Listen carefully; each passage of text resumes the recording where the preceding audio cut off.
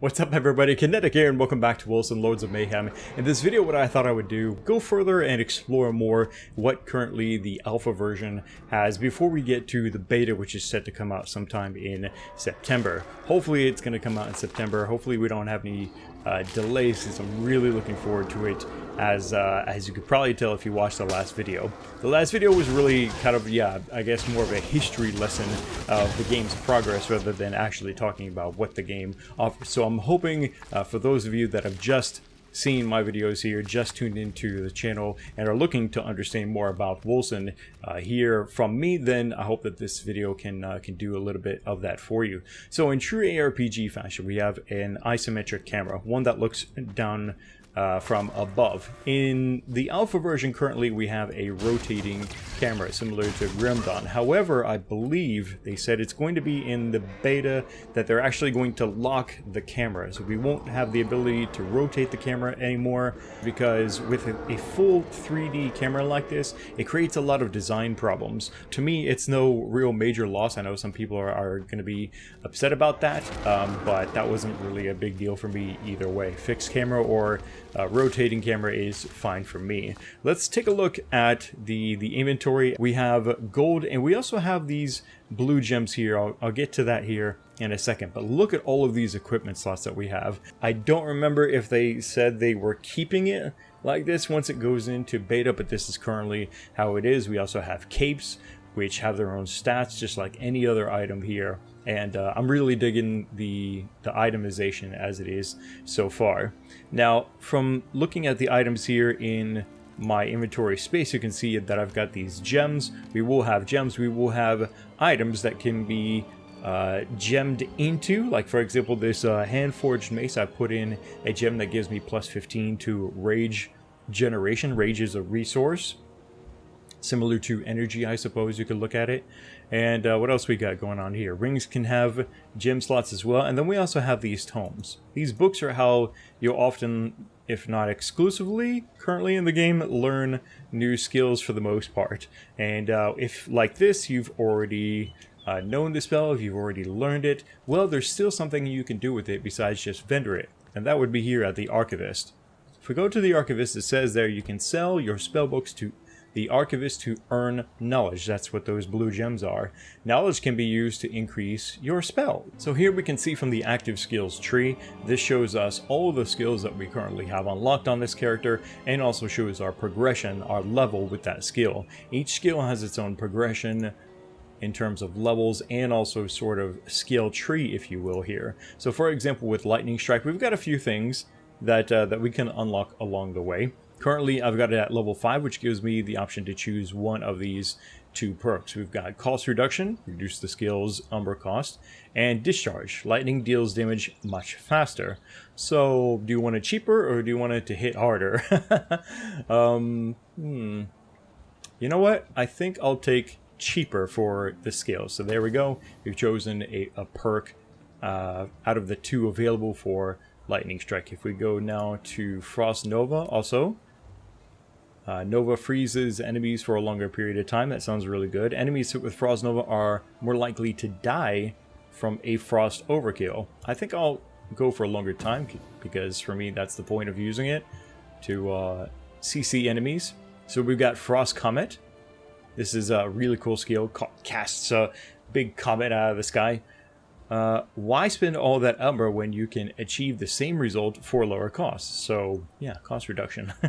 Reaching insanely low temperatures, Frost Comet has a better chance of freezing your enemies. So yeah, I mean, I like the sound of both of those. I'm gonna go with Pragmatic though. Go ahead and make it cheaper, because I like spamming my spells. I do. Fireball I haven't unlocked though, or I haven't unlocked any perks, I should say, because I've only just recently equipped it. Umbral Blast, which is on my right click. This is my basic attack, just using the power of the Frost Staff. And yeah, there we go. So we've got cooldown reduction on that as well, or cooldown, or excuse me, resource reduction. If you want, you can spend the books, you can get knowledge, and you can level up skills that way. In fact, you know what? Let's go ahead and level up Fireball.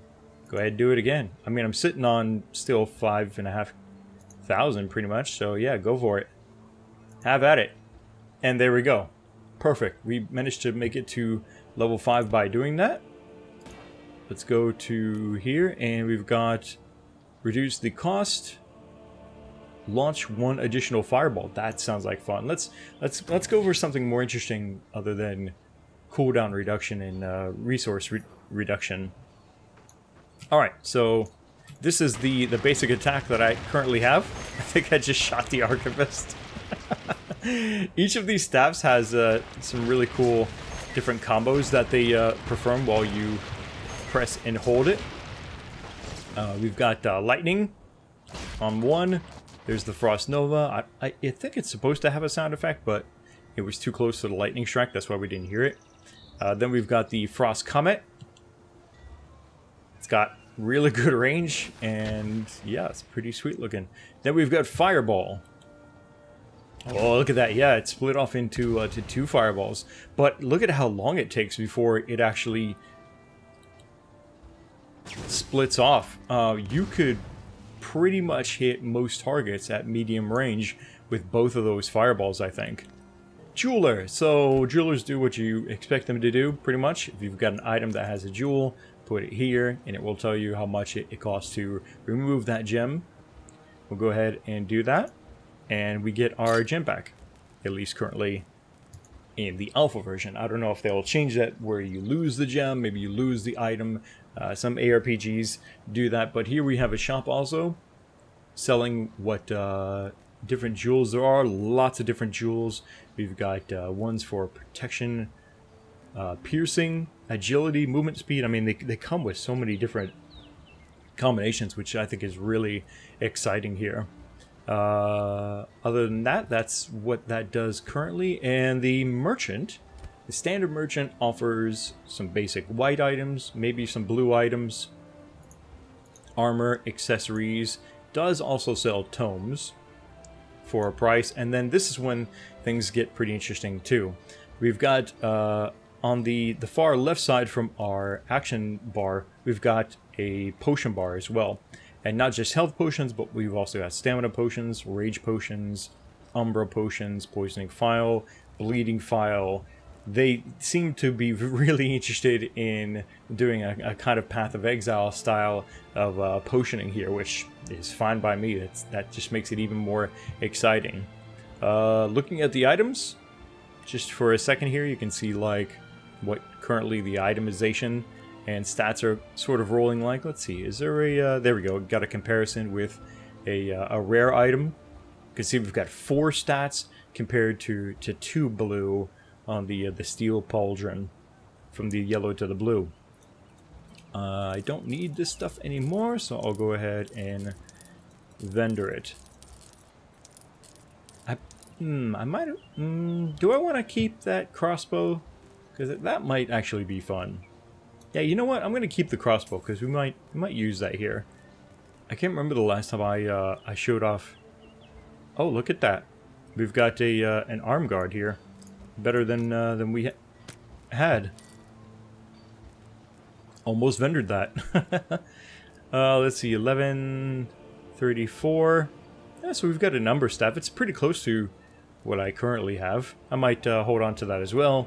We definitely don't need that that cape. All right, so that's enough of that. There's a really quick look at kind of how itemization is, skills are, and stuff like that. This is currently in the alpha version the main town, I believe, or at least as far as it is in the main story.